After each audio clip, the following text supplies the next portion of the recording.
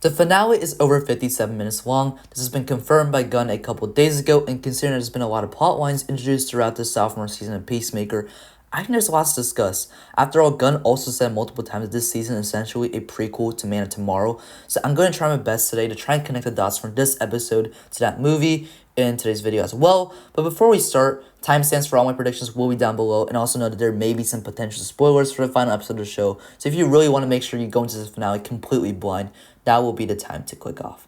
And now, without further ado, let's dive right into it.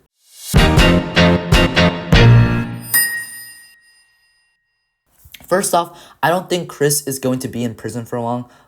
As you see in the episode preview, obviously, Chris is going to end up in that jail cell. But what I originally thought was that maybe we were circling back to Chris joining a new team from that cell, like the Suicide Squad.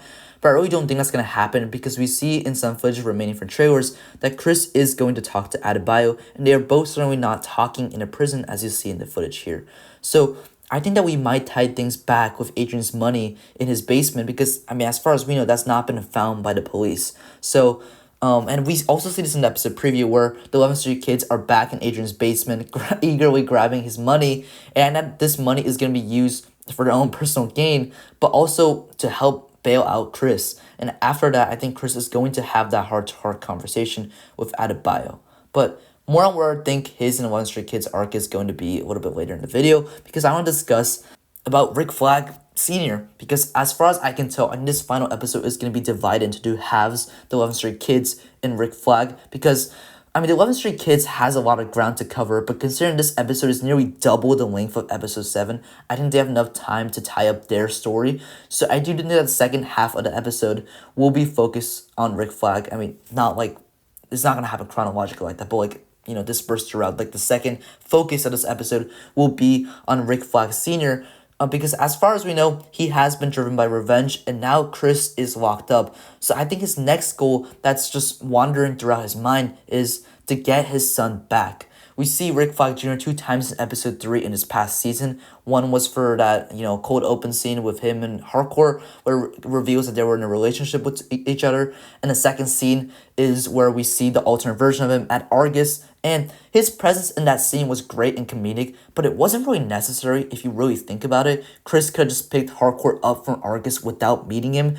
So I do think that Gunn purposely placed Rick Flag Jr. in episode 3 so that he's set up to play this role in the story in this next episode. But Argus is under government control, which leads me into a scene that we've seen some trailer footage where Rick, Sidney Happerson, the guy we saw in episode 7 from Lex's crew, Otis, another man from Lex's crew, and Bordeaux in the Pentagon conference rooms from Superman. James Gunn has also mentioned previously that they shot a scene with the Superman cast on a Saturday for episode 8, similar to how they shot the Justice Gang scene and the Lex Luthor scene. So yes, I think that this crew and General Mori will be in the conference room where Rick is going to try and get permission to investigate this quantum unfolding chamber, the QUC. And like John Economos mentions in the episode preview, the reasons for this will be looking for ways to help world problems, but for Rick Flag Sr. specifically, this will be more of a quest for him to discover Flag Jr. again. And this part, I am pretty decently confident with that it's going to happen in episode 8. I mean, it could totally break, like, episode 8 could totally break these predictions. We'll see. But the next part I'm kind of less confident with, but I could also see happening is, first off, tying up the loose end of Fleury. I think that I think Gunn is planning a mini character arc with him where he's going to end up trying to stop Rick's obsessions. We begin to see little bits of that in episode 5 where he says, "I'm glad he did that." And then you see doubts he have over Rick's morality and true motivation of this. And I think that as more and more the Argus crew suffers as they investigate the various doors, he's going to report this to someone or like some other external person and stop the whole mission. And I think that's what's going to lead Rick into going back to Lex and Sidney. I mean, after all, Flag Sr. literally says to Sidney in episode 7, "I might keep you around Happerson." So we might not see Flag Jr. going back to my prediction with that, but that will be Rick Flag Sr.'s ultimate end goal to reach. And since Fleury or some external factor sabotages his quest for that, I think he's going to crawl back to Lex, and that will be the partnership that leads into Man of Tomorrow, with Lex maybe even ending up with Lex potentially leaving prison at the end of this episode. And also one last thing, the theory that everyone else is shouting out, maybe the QUC really is Brainiac's work and all this activity is going to wake him up. So that's my mega pitch for what I think is going to happen with Rick's story in this last episode. Now, this might also organically spill over to Man tomorrow. But before we go back to 11 Stray Kids, please make sure to like, subscribe, and turn on notifications. If you enjoy my content, I am reaching for a goal of 400 subscribers by the end of this year. So truly, every single click of support will help me reach that goal. But now, going back to 11 Stray Kids, like I said, I think Chris and Adebayo will have a real emotional conversation. Adebayo has always been the person Chris, I think, connected the most besides, romantically with Harcourt. And although I could see a direction where Chris just completely loses hope and will to keep going, and this season will end with them connecting back to his friends, the people that care about him. And although that might be my optimistic side coming out, I really do think that he and Harcourt may at least get a semi-happy ending together, and that these two deserve it. I said this before in a prior video, but there's a scene in one of the trailers where we see Harcourt and Chris on the boat that's been discussed throughout the entire season.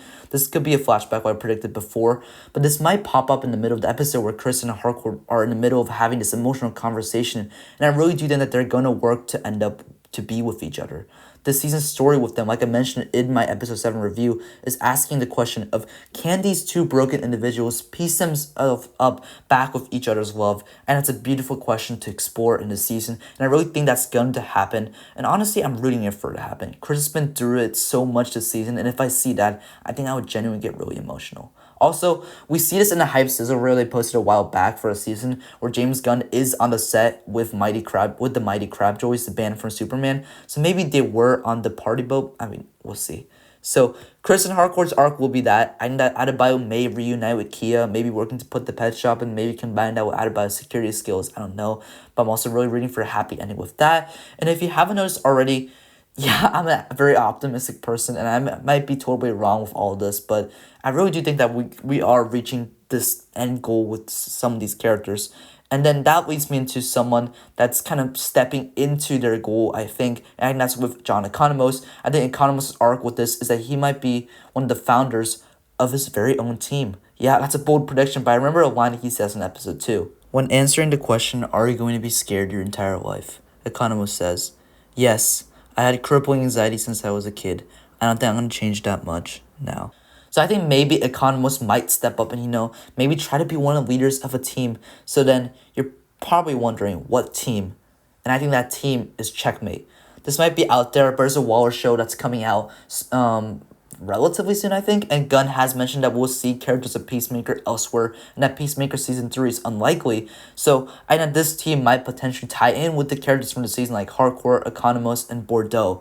We also see Bordeaux talking with Harcourt in this episode preview, and, that might be totally unrelated, but still, Bordeaux is a prominent character in the team of Checkmate in the comics, and the show really could have added a random new agent to kind of fill in her role in the story, or ignore her cyborg background from the comics, but they didn't. So I really could see Economos' arc, Bordeaux, and other characters spill into the Waller show with that. So yeah, that's my predictions. I think Chris's story is going to end in hopefully a beautiful and happy way. I think that we are getting some major tie-ins to Waller and Man tomorrow. I actually don't think that Superman or G.I. Robot is going to be in this episode like a lot of people are predicting, because simply James Gunn said no. And yeah, this could be a situation like No Way Home, I know, but I really don't see this happening this episode, because yes, there will be major setups of DC. Yes, James Gunn has also said that he pitched this episode to Warner Brothers when pitching the DCU itself. However, at the core, I think this episode is set out to end the story of the 11th Street Kids in a satisfying way, and I'm here for both the major DCU stuff, but also that main core of the story. So, once again, please make sure to like, subscribe, and turn on notifications, and stay tuned for some Peacemaker content. The finale is dropping this week, as you all know. That's what I'm covering right now, and I will also cover that in the future. So, I'm Owen. This is Owen Talks Movies. Thanks for watching so much.